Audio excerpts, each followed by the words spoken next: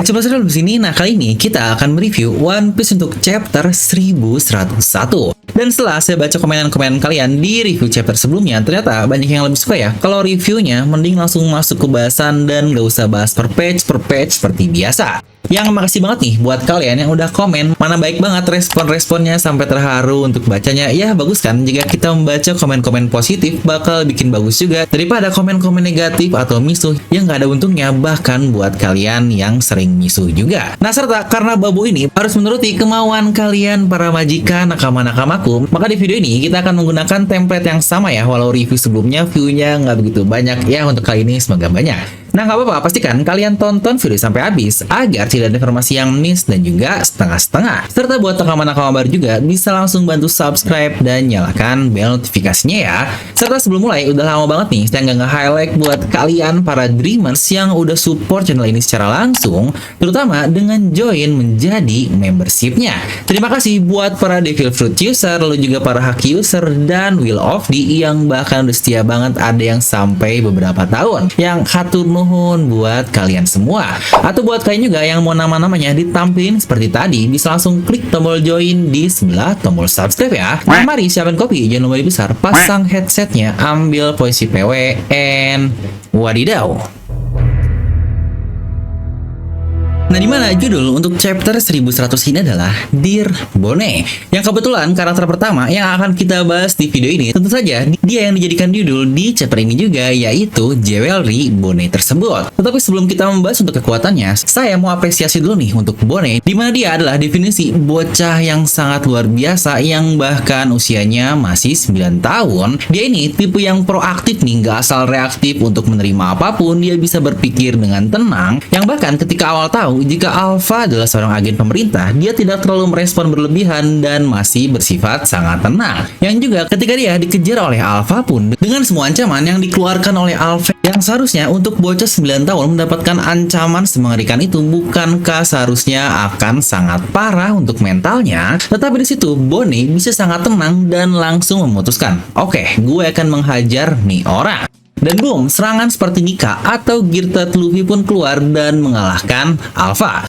Yang ini gila banget sih, bocah 9 tahun bisa seperti itu, yang sangat wajar juga sih karena didikannya dari Kuma, yang dia juga seseorang yang sangat tenang dan kalem sekali. Yang dari sini bukankah bisa kita katakan jika Bone lebih kuat dari Luffy, terutama pada saat itu? Apalagi di saat dia masih 9 tahun, Luffy mungkin masih ngelawan binatang-binatang lah, ini Bone sudah bisa mengalahkan seorang agen yang lagi-lagi bukan agen biasa, melainkan agen Chipperpole. Yang wadaw, ini hal yang luar biasa. Yang bahkan ketika di pre-time skip, Luffy memiliki dampak buruk dari perubahan gear-nya, yang di sini Bone seakan-akan bisa leluasa dalam perubahan tersebut. Yang ini sebenarnya akan kita masuk ke pertanyaan selanjutnya. Kok Bone bisa sih berubah ke hal yang sangat unik seperti itu?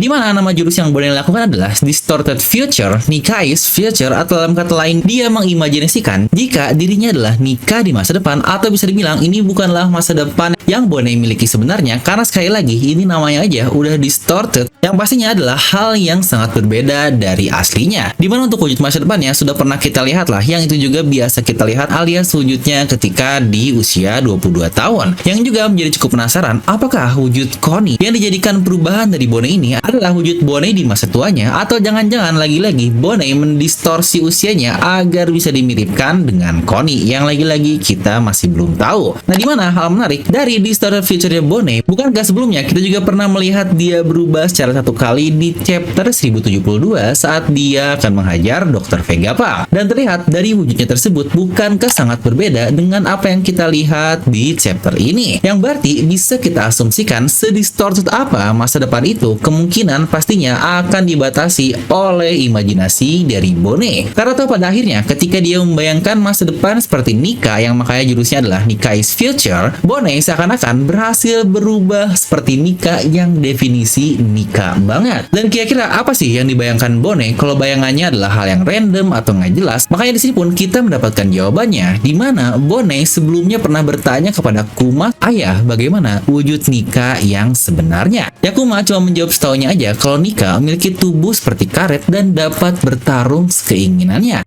Nah, itulah deskripsi yang akhirnya diimajinasikan oleh Bonnie dan menghasilkan jurus yang bernama Nikai's Future, di mana manusia biasa seperti Bonnie dapat membuat tangannya menjadi besar seperti manusia karet. Lagi-lagi, bukankah itu sangat random? Sejauh ini hanya Luffy lah yang bisa mengubah tangannya menjadi besar, karena ya wajar lah, dia manusia karet. Dan mungkin kategori karena sifat mochinya yang dapat melar yang cukup mirip juga dengan karet lah, ini Bonnie Toshinomi adalah buah iblis yang dapat memanipulasi umur. Tapi kenapa dapat tiba-tiba mengubah tubuh usernya untuk dapat menjadi karet? Yang bukankah itu sangat tidak masuk akal sekali, dan akankah ini menjadi kemampuan buah iblis yang paling broken? Yang berarti ini seperti memberikan clue kepada kita kalau perubahan dari Bonnie, terutama distorted future-nya, hanya dibatasi oleh imajinasinya. Dimana ketika dia berimajinasi untuk menjadi Nika, maka tubuh karetnya keluar seperti yang kita lihat di sini. Yang apakah jika seperti itu, bagaimana jika Bonnie bisa meniru perubahan-perubahan dari sosok lain hanya dengan imajinasinya? Contoh, bagaimana jika tiba-tiba Bonnie merubah dirinya di Distorted Future Strongest Swordman dan dia membayangkan Mihawk? Apakah dia akan tiba-tiba menjadi sosok pendekar yang sangat luar biasa? Yang bukankah jika konteksnya sama seperti Nikai's Future tadi, pastinya itu akan sangat masuk akal dan dapat Bonnie lakukan untuk membayangkan masa depan akan menjadi pendekar yang luar biasa. Karena sadarkah kalian, Bonnie ini adalah salah satu karakter yang serangannya sangat random sekali. Dia bisa memakai tonjokan, tendangan buat menyerang, tetapi pernah juga dia menggunakan pistol buat nembak dan bahkan sangat presisi. Dan terakhir, dia pakai pedang buat nyerang Gorosei Saturn. Dimana bocah semuda ini, dia bisa belajar secepat itu dalam waktu singkat, yang apakah ini ada hubungan dengan kemampuannya. Dan juga kalau kita melihat bagaimana keadaan Bonnie saat ini alias di real time-nya, dia sedang ditawan oleh Saturn dan akan dieksekusi untuk ditembak oleh semua angkatan laut. Bagaimana jika pertolongan dia kepada Nika akhirnya malah Bonnie sendirilah yang berubah ke futurist Nika, dimana semua peluru tadi akhirnya akan memantul tepat seperti Luffy ketika dia tertembak, yang lagi-lagi tubuhnya akan menjadi karet. Dan juga jika kita lihat, Bonnie dapat mengubah umur orang lain seperti dia merubah Vegapunk menjadi bayi, yang apakah dia juga bisa mendistorsi masa depan dari seseorang. Contoh, Luffy yang saat ini dalam keadaan sudah kecapean, nantinya Bonnie akan memberikan kepada Luffy Distorted Future, yaitu kemampuan untuk mengubahnya di masa depan di mana Luffy sudah full sembuh. Atau mungkin untuk orang lain seperti Kizaru, dengan masa depan dia menjadi aliansi dari mereka semua, yang walau jadi terkesan sangat luas banget untuk imajinasinya, tapi rasanya bakal luar biasa sih kalau Bonnie ternyata dapat menyelamatkan dirinya sendiri tanpa bantuan dari Luffy, Kuma, atau bahkan Dragon. Yang atau lagi, Bonnie ini berhasil menggunakan buah iblisnya ke level lanjut, dan tentu saja itu adalah Awakening. Dia dapat mengubah orang-orang di sekitarnya menjadi Distorted Future yang dia inginkan, atau bahkan yang lebih gila lagi, dia dapat memanipulasi sekitarnya, alias satu pulau Egghead dapat dia ubah oleh Awakening-nya, yang entah apa yang ada di bayangannya, entah mungkin dia akan membuat semua senjata-senjata yang ada di Egghead untuk menyerang Saturn atau bagaimana, lagi-lagi kita masih belum tahu. Tapi ya balik lagi sih, jika seperti itu pasti akan OP sekali, dan Oda pasti akan memberikan batasan-batasan untuk kemampuan yang sangat unik seperti ini. Tapi kalau ngomongin buah iblis Bonnie, entah kenapa dari perubahan yang kita lihat saat ini, bukankah akan semakin mencurigakan jika dia memakan Toshinomi, yang dari artinya saja dapat membuatnya dapat memanipulasi umur, yang bukankah manipulasi ini adalah kemampuan imajinasi. Tapi yang mencurigakan adalah kenapa Bonnie nggak diliatin ketika dia memakan buah iblis tersebut, yang bukankah sangat random sekali tiba-tiba buah iblis ini muncul tepat di sebuah gereja secara random sekali. Karena lagi-lagi orang-orang pemakan buah iblis yang pernah diperlihatkan kepada kita, dimana ketika ada momen sebelum mereka makan dan momen setelah mereka makan, pastinya kita diperlihatkan bagaimana mereka memakannya. Contoh untuk Sabo lah, dimana semua hal ini terjadi di satu timeline, yaitu ketika arc dari Colosseum. Atau mungkin untuk Babang Torao, dimana awalnya tanpa buah iblis lalu dia makan dan akhirnya menjadi OP-OP. Untuk Chopper dan Robin, kita diberitahu dari awal jika mereka sudah memakan buah iblis, jadi wajar momen seperti itu tidak diperlihatkan. Atau bahkan untuk Khalifa dan Kaku pun Oda perlihatkan bagaimana mereka makan buah iblis.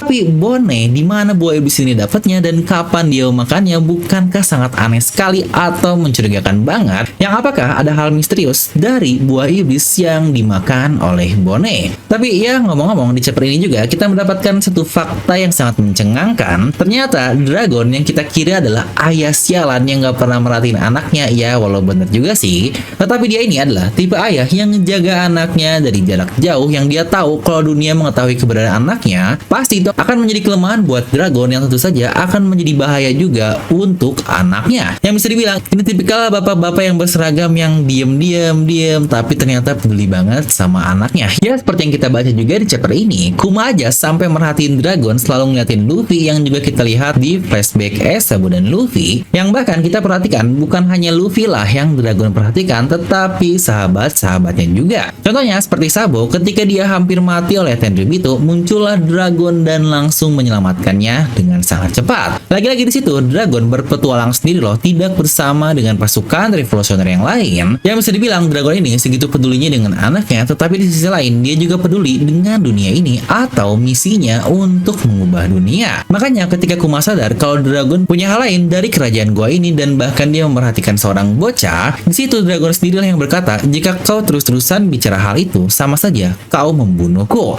Di situ pasti bingung banget dong Kuma, karena kenapa kok nyambung ke sana? Yang ternyata jawabannya pun sangat simpel tetapi sangat masuk akal. Seorang anak adalah kelemahan terbesar dari orang tuanya, yang Kuma pun sangat mengerti dan berjanji tidak akan mengungkit-ungkit hal tersebut dan akan melupakan semuanya. Tapi kalau kalian sadar, ini detail ketika Oda menggambar lagi-lagi kapal dragon, bukankah sangat mantap sekali? Semuanya digambar full hitam atau pitch black.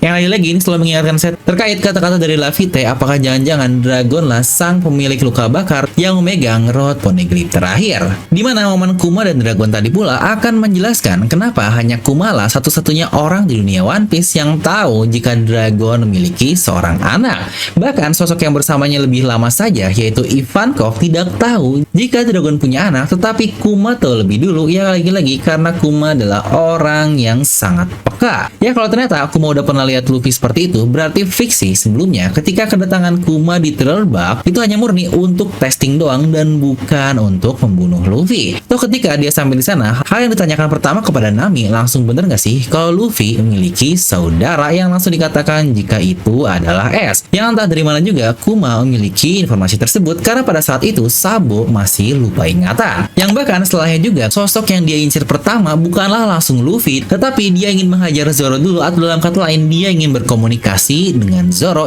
Dan pasca dia selesai pun, Kuma cuma bilang seorang teman yang luar biasa. Dia benar-benar anakmu, Dragon. Lagi-lagi itu pun pasca dia melihat keberanian sang tangan kanan dari Luffy alias Roronoa Zoro, yang kayaknya fix banget sih. Dia datang cuma buat ngecek aja kira-kira sejauh apa sih bocah-bocah ini dapat berlayar di dunia yang sangat kejam.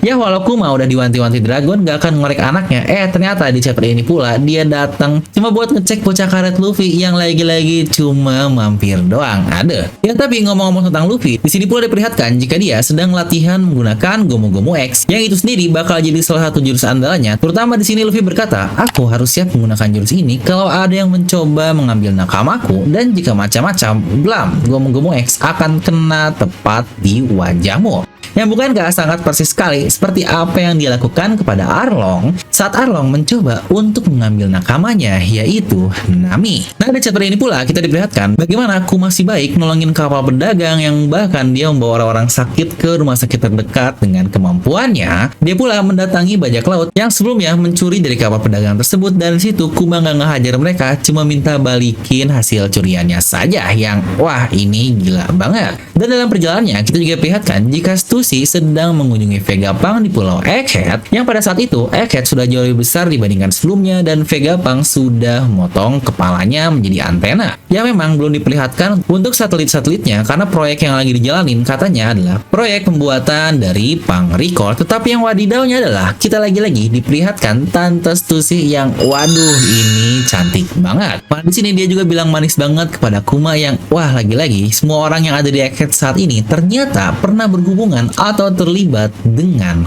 Kuma. Dan kalau kita kembali ke kerajaan Sorbet lagi, rasanya senang aja ya bagaimana melihat semua rakyat dari Sorbet Mereka benar-benar ngejagain Bonnie dan sangat peduli sama Kuma sampai segitunya. Dan di chapter ini pun kita melihat dengan sangat jelas sekali bagaimana semua rakyatnya ngerencanain untuk kepergian Bonnie agar bisa bertemu dengan Kuma sampai ngubah kapal nelayannya menjadi kapal bajak laut. Bahkan untuk desainnya dibuat desain khusus seperti pizza yang menjadi makanan favorit dari Bonnie. Yang wah, ini orang-orangnya sangat perhatian sekali. Tapi ngomong-ngomong terkait nenek Connie, bukankah dia sangat luar biasa ya? Mulai dari jangan tunjukin kekuatan di hadapan tim medis lah, sampai dia yang ngerasa ada yang aneh karena Bonnie ini udah sembuh tetapi harus dijaga selama 6 bulan lagi. Plus gak mungkin seorang Kuma gak nulis surat, makanya akhirnya pada saat itu dia langsung mengatur rakyatnya untuk perencanaan kabur dari Bonnie yang wah, ini respect banget sih. Yang kalau kita kembali ke Bonnie lagi, dimana perkataan narator yang berkata kapal nelayan ini nantinya akan menjadi seorang bajak laut yang sangat terkenal seperti Luffy dan yang lainnya.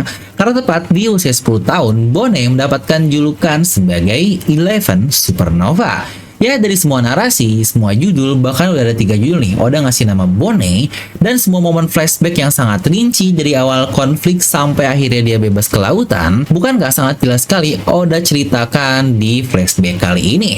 Yang bukankah polanya juga sangat mirip, yang apakah jangan-jangan Bonnie adalah nakama selanjutnya? Dimana Bonnie yang menjadi nakama sejujurnya sangat cocok sekali sih, mengingat dia udah nggak punya kru lagi, dia pula bocah yang masih berusia 12 tahun, yang cocok menjadi apprentice seperti Shanks dan Marco di bajak laut lain. Dan Bonnie juga memiliki cita-cita ingin menjadi Nika, yang bukankah Nika sendiri adalah Luffy? Yang dari situ bukankah nggak ada alasan lebih baik bagi Bonnie untuk tidak mengikuti Luffy yang dari sifatnya aja udah cocok nih di antara nakama-nakama yang lain? Tapi ada satu teori menarik yang bilang apakah jangan-jangan Luffy dan Bonnie sebenarnya adalah seorang saudara yang wah, ini wadaw banget. Di mana teori ini dikatakan jika Ginny adalah ibu dari Luffy dan istri dari Dragon. Untuk faktor pendukungnya, di mana Luffy ini lahir 19 tahun yang lalu dan pada saat itu Ginny sudah 3 tahun menjadi pasukan revolusioner. Yang uniknya, kenapa Ginny yang menjadi budak sejak lama tetapi Dragon putuskan untuk membuat dia menjadi komandan dari pasukan timur?